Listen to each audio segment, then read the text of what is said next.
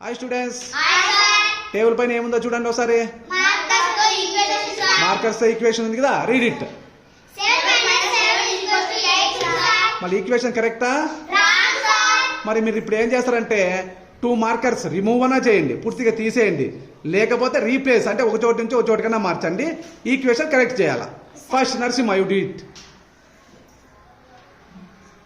7 + 1 marker use చేసినావు, so wrong. Next Vaishnavi. 7 - 7 = 0 sir. Okay అమ్మా, 7 - 7 = 0, but condition ప్రకారం 2 మార్కర్స్ కదా మార్చాల్సింది. Yes sir. Okay wrong. Come on Harshavardhan. 7 - 1 = 6 sir. Equation correct కదా ఇప్పుడు? Yes sir. Very good Harshavardhan.